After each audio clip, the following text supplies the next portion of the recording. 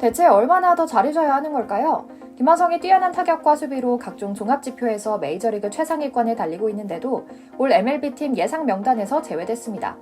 MVP 모의 투표 결과에서도 표를 받았다는 정도로 아쉬움을 달래야만 했는데요. 그저 그런 팬사이트에서 공개한 기록이 아니라 메이저리그 사무국에서 공식 발표한 2023 올 MLB팀 예상 명단 어디에도 김하성의 이름은 찾아볼 수 없었습니다. 꼭 짚어 차별이라고 말하긴 어렵지만 분명히 느껴지지만 그렇다고 말하기도 모호한 차별이 느껴지는 지점인데요. 그 와중에도 호사가들이 모인 스포츠 연봉 전문 사이트에서는 각종 지표 분석을 통해 김하성이 메이저리그에서 최고의 가성비 선수로 뽑혔다는 소식을 전했습니다. 기쁘면서도 일면 화가 나는 지점입니다. 정당한 대가는 받지 못하고 항상 사람 좋은 미소만 짓고 있어야 하는구나 하는 생각 때문인데요. 오늘은 김하성 선수가 저평가받고 있는 묘한 차별 포인트를 짚어드리려고 합니다. 특히 구단 내에서 아시아 메이저리그 최초 기록 작성을 이어가고 있는 일본인 선수 다르비시 유가 건넸다는 조언에 대해서도 알아보려고 합니다. 잠시 저희 광화문 브리핑 구독 설정도 부탁드리고요. 되짚어보면 손흥민 선수 생각을 할 때 꼭 같은 감정이었습니다. 득점왕을 차지하며 팀은 물론이고 서양인 잔치라고만 생각했던 리그 전체에서 인정받고 멋진 기록을 써가고 있는 기분 좋은 소식은 가득했지만 연봉다운 연봉을 받지도 못하고 당시 콘테 감독이나 주장 요리스 등에게 정당한 대우를 받지 못하면서 또 이적도 하지 않는 것을 보며 답답하고 안타까웠던 건데요. 한국인 특유의 근성과 능력을 바탕으로 스스로 열심히 노력한 덕분이겠죠. 그런데 답답할 정도로 순하고 의리파인 선수는 결국 토트넘에도 그대로 남아있고 연봉도 오르지 않았습니다. 한참 잘 나갈 때는 가성비 소리를 듣다가 이제는 역할에 비해 다소 많은 연봉이라는 오명까지 쓰고 있으니 정말 분한 상황이죠. 현재까지의 상황만 보면 우리 김하성 선수도 비슷한 전철을 밟고 있어 매우 걱정되는 상황이라는 점에 마음이 불편해집니다. 메이저리그 사무국이 시즌이 끝난 후 포지션별로 최고 선수를 선정해 올 MLB 퍼스트와 세컨드 팀을 발표하기 시작한 것은 불과 4년 전이었습니다. 현재 기자단 투표 50%, 팬 투표 50%를 반영해 최상위 선수들이 퍼스트 팀에, 그 다음 많은 지지를 받은 선수들이 세컨드 팀에 포함되는 시기죠. 물론 권위가 있으면서도 없는 선발이긴 합니다. 일면 인기 투표에 성향이 있어 자신이 응원하고 마음이 가는 선수의 표가 몰릴 수 있는 것은 당연하거든요. 그러나 결과적으로 아직까지 올 시즌 예상 올 MLB팀에서 김하성의 이름이 퍼스트와 세컨드팀 모두에서 찾아볼 수 없는 상황을 보면 아직 서양인들 사고 속에 뿌리 깊은 동양인 차별은 어쩔 수 없는 것 같습니다. 너 싫어 라고 말하는 것만 차별이 아니라는 것을 고려하면 분명 차별은 차별인 셈이죠. 김하성은 올 시즌 주로 2루수로 나서고 있습니다. 현재 2루수 부문 퍼스트팀에는 마이애미의 루이스 아라이즈, 세컨드팀에는 텍사스의 마커스 세미엔이 이름을 올리고 있는데요. 상황을 살펴보면 정말 실력만으로 뽑히지는 않을 수 있겠다는 생각이 공고해집니다. 아라이즈가 퍼스트팀 2루수로 예상된 것은 당연해 보입니다. 무엇보다 3할 6푼 4리라는 압도적인 고타율로 메이저리그 전체 1위를 달리고 있을 정도거든요. 하지만 세컨드팀 2루수로 예상되는 세미에는 김하성과 비교해 성적면에서 별로 차이가 없습니다. 김하성의 타율은 2할 8푼 6리로 메이저리그 전체 20위에 올라 22위의 세미엔보다 조금이나마 높은 수준입니다. 세미엔이 홈런과 타점에서 김하성보단 조금 앞서지만 출루율과 장타율을 합친 OPS는 비슷한 수준입니다. 김하성의 도루를 27개를 기록해 11개를 기록한 세미엔보다 훨씬 앞서는 점이 눈에 띄고요. 더군다나 김하성은 필요에 따라 유격수와 3루 수비까지 맡으면서도 정상급 수비력을 보여주고 있다는 점을 고려하면 충분히 세컨드팀 2루수로 뽑힐 자격을 갖췄다고도 볼 수 있죠. 그러나 현실은 그렇지 못했습니다.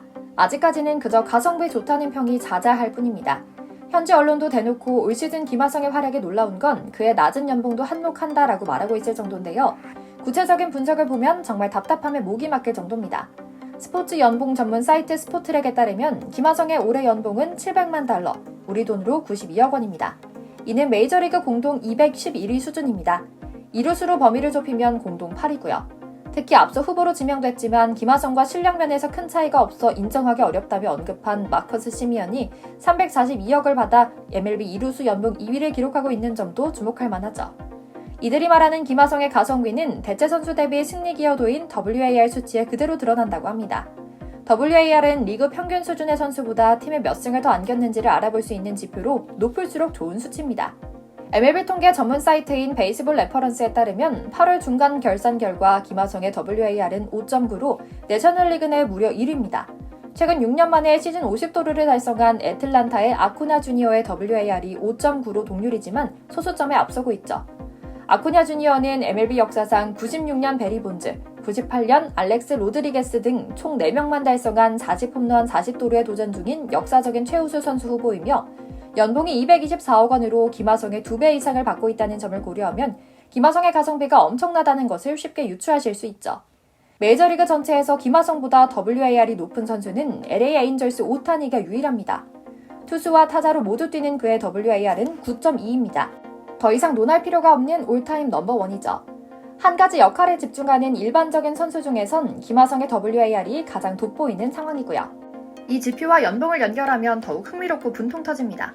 WAR 상위 10위에 포함된 선수 중 연봉이 $10,000,000 이하인 것은 템파베이 완더 프랑코와 김하성이 유의한데요. 대체로 메이저리그에서 1WAR의 가치를 연봉 700만에서 800만, 즉 100억 왔다 갔다 수준으로 평가하는 걸 고려하면 김하성의 환산 정당 가치는 $4,000,000, 우리 돈 525억 원에 이릅니다.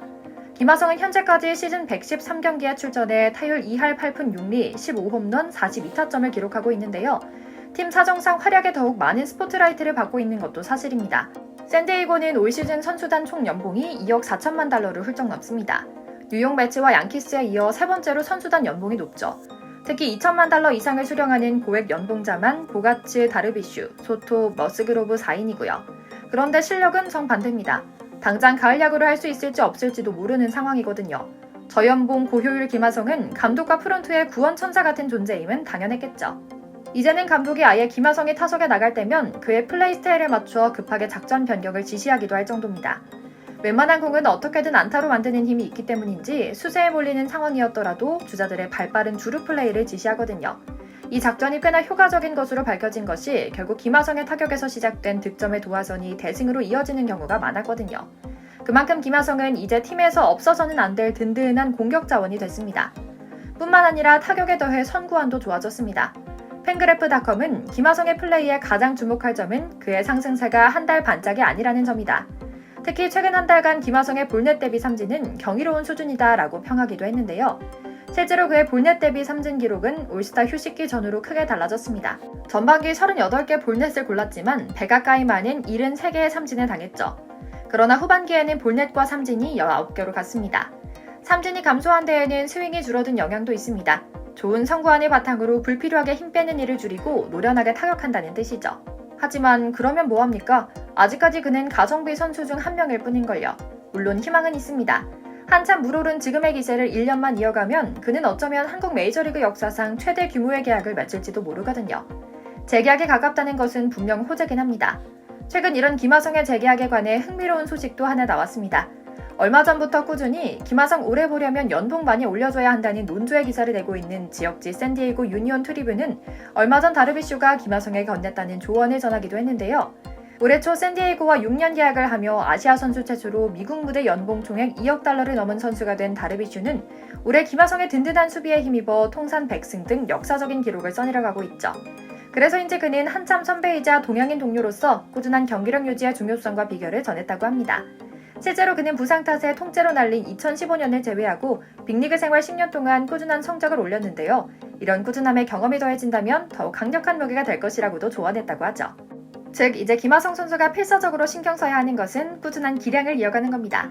한 번씩 주춤하는 때가 올지는 모르지만 거품이었다는 불합리한 평을 받는 일만큼은 피해야겠죠. 항상 몸 건강 마음 건강 잘 챙기길 기원하며 오늘 영상 마치겠습니다. 저희 광화문 브리핑 구독, 좋아요도 부탁드리고요. 시청해주셔서 감사합니다.